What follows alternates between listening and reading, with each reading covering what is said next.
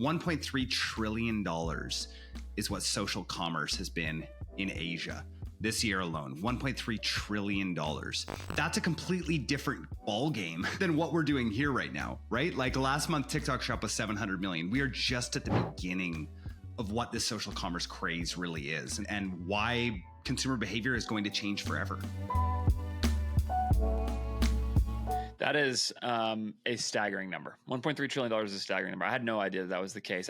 My follow-up, my immediate question actually was going to be, or my clarifying was like, how much really am I sleeping on TikTok Shops? And your answer there appears to be like a lot. You're sleeping on it too much if you're not getting into it. Well, generally that area like Southeast Asia, China is about the same, right? As far as GMV is concerned as America. Right. So if we think that this is about a $1.3 trillion, $1.3 to $1.5 trillion industry, that is what people are sleeping on right now. Yeah. Right. So is this like the most incredible thing right now? Well, I'd say in some ways, yes, actually, yeah. Right. For the brands that are actually understanding it and taking advantage of it. Yes. I have been on the forefront, like on the kind of cutting edge of it, just kind of barely seeing like, what is it? And it's funny because I'm a Canadian. I don't even have access to TikTok Shop. And yet I see this incredible, just this incredible future of what shopping is going to look like and how people are going to shop. And we're absolutely all in on it. Yeah. Okay. So let's actually define a term here. You use the phrase social commerce. What do you mean by that exactly? So when I'm talking about social commerce, I'm talking about the checkout actually happening within the app itself, right? So within the social app itself, but there's been, meta checkout for a long time. Do I consider that social commerce? No, I consider social commerce when it is being influenced by other people on the social network, right? So you and I, so something that I would consider social commerce is I'm like, hey, Andrew, do you have a good app for this? And you tell me about it, right? Word of mouth. I consider that social commerce. What TikTok Shop has done is it's come into affiliate marketing, right? Influencer affiliate marketing. And it's really created that same type of word of mouth. It's just the way that people like to scroll on TikTok that has happened to absolutely explode it. That's the social aspect of it, right? So when I look at social commerce, it's like, it's not so much search, right? It's actually seeing what other people are doing and being like, oh, I like that. Before it was like, hey, I like that. I'm going to bookmark that for later, right? Oh, I like that person's like that influencer. And so I'm going to kind of listen to what they say, but it wasn't really direct response. Social commerce is direct response influencer marketing. Yeah. Yeah. I mean, what you've had to do for a while is like the game plan, like the Kinship guy. I just had Taylor Lagasse on here, where it's like, you seed the product to the influencer on Instagram or Facebook or whatever they post about it. And then you grab the content and go put it in Ads Manager. So you actually have to there's like this middle step in there that the way they've done a lot of influencer marketing for a while, right? Where you're like, you aren't, they would even say after running a bunch of influencer agency stuff, like this has, the influencer approach, like the post is gravy. Basically what you really want is the content to go put in your ad account. And what you're talking about is something very different than that, right? Which is like now the actual, like everything about it is going to happen at the level of the influencer affiliate relationship.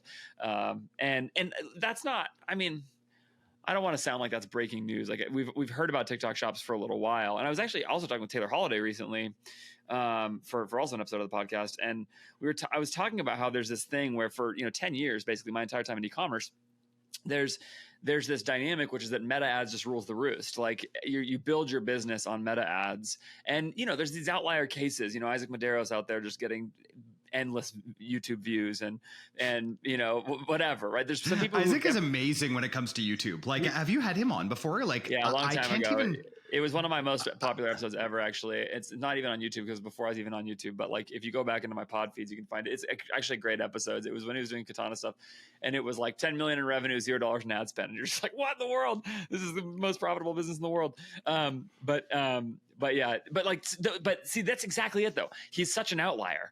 And increasingly, one of the things that I've seen is right now you're hearing people talk about app loving as this other dynamic. So that's like total separate thing, you know, right? Yeah. Where it's like, oh, whoa, Facebook like ROAS at like meaningful scale. But the only other thing I can think of recently that I've heard of anybody talk about that is like this, even though I've thought for a while this kind of thing was going to happen, like Meta at some point, Meta wasn't going to be the only thing forever, you know? Well, it's TikTok Shop. And it was people going like, oh, okay. But it seemed to me that there's like this real Pareto principle kind of thing where a few people, more than Isaac Medeiros on YouTube, but a few people are making a bunch of money on TikTok Shops. But that it was only a sort of subgroup. And I'm increasingly hearing little bits of chatter like, you really need to be lower AOV. You really need to be the right customer, you know? And so I, like, part of the reason I was so jumped at like, oh, Jordan, please come on my podcast is because I'm stealing knowledge from you right now so that I can understand how you see the world with this. Like, what is happening right now with TikTok Shop? And then where is this going? You can answer that in any order that you want. So this is, I think that it's all kind of combined together, right? It's not just today, because today is also amazing. For nearly every one of my clients, our Facebook ads pixel is installed with BILY, not with the Shopify native integration, not with any other third-party tool out there. And that's because BILY is the best meta ads pixel tool in the world, of which I'm aware it's also the most affordable. The way I know that is because I've run tests with BILY against the native Shopify integration. I've run it against other third-party tools, and over again, BILY reports the most complete picture of my actual ROAS, my actual performance, because it tracks the most information the best. And also, it gives me the highest event match quality scores of anything that I've seen. So it is objectively the case. That's why I use it and I love it. You can get started for $1 today. There's all kinds of other great things about it. Go check it out right now. BILY.ai. Go use BILY today. Today is incredible, right? We have all of the eyeballs. Think about how much time people are spending. The 170 million daily users in the US are spending on TikTok. We've known for a long time that TikTok drives a huge amount of business in basically every single product category. The problem is we didn't have really good attribution, right?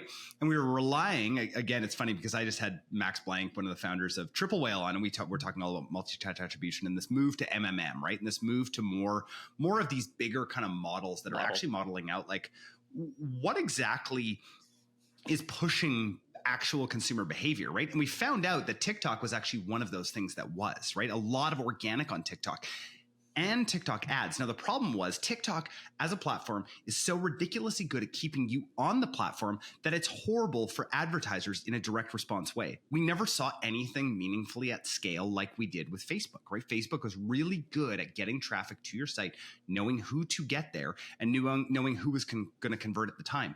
TikTok's thing is that they're so good. They're the crack of social media more than anything, right? And they're so good at keeping you on the platform and keeping you scrolling on the platform. So they were the perfect ones to introduce social commerce, right? And they introduced it in a hard way. And so today, I think all of those things that you said are wrong. They're just wrong. And the reason why is I have this incredible case study right now of a very well-known shoe brand with an AOV of $80 to $90. Yeah. That is absolutely crushing on TikTok Shop. Yeah, right. Absolutely crushing. Now, here's the other crazy thing is that it's not just that. So we were able to get them from 0 to 7 figures monthly, the fastest of any of these big brands, which was phenomenal. But it wasn't just that. It was that their VP of e-commerce was coming to us and saying, hey, our CEO is wondering what the halo effect is because we've never seen such a sell-through on .com, on Amazon, and in retail. Everything is up and we can't really figure it out because this is kind of the one big new initiative and we're only doing, this is $1 billion brand, right? We're only doing $1 million a month right now. Right, so they're like, to them, that's not really a big deal yet, but they're seeing it everywhere, right? And so we're coining this and I'm coining this. I'll take it. The TikTok shop effect, right? That there's this thing that happens, and you can see, like, if you've talked to Paul from BK Beauty at all and seen anything that he's I have done, him scheduled for like a week or two from now. Yeah. Awesome. So talk to him about the TikTok shop effect, because you'll see he was just floating along like a normal e-com dude doing maybe $5 million a year, right? Nothing to write home about. And then boom, went on TikTok shop and up like that. Yeah. Right. So there's something there about the influence that TikTok specifically has. And I think it's going to translate over to Instagram. I think when Instagram and Facebook and when Meta releases their platform, we're going to see something happen over there very similarly. Right now, it's not direct response. We know influencer marketing isn't direct response. And it's not necessarily influencers that are doing all the selling. Sorry, Andrew, I feel like I can just talk about this stuff. So I'll let you jump in here. No, I was loving it. If you didn't just lose that thought, finish it. You're doing great. I mean, I appreciate it. It's really helpful. Yeah, I mean, the big news is that social commerce is here to stay, right? Let's just say January 19th, like the US is crazy and shuts TikTok down, which is not going to happen, right? Nobody thinks that that's going to happen. In fact, actually, even Trump today said that he is not going to allow that to happen on January 19th. Yeah. So we know that that's not going to happen, but let's just say that it did. Yeah. Social commerce as a theory is here to stay, right? Shopping within these apps is here to stay. Live shopping is here to stay. I was recently in San Diego and I went into a shoe store and I heard this guy being like really loud in the back, and he was behind a curtain, and I was like, what is going on in here? And then I realized, oh, the dude is live selling on Whatnot. And he's just going through and he's just like, all right, I got this thing. And he pulls it. I was like, all right, sold to you. And it was like every 10 seconds he was selling something, live selling in his retail shop. And that was part of this experience that was going on in the background. And I was like, oh my gosh, the Asia is here, right? This is not a new thing in Asia. This is very normal, right?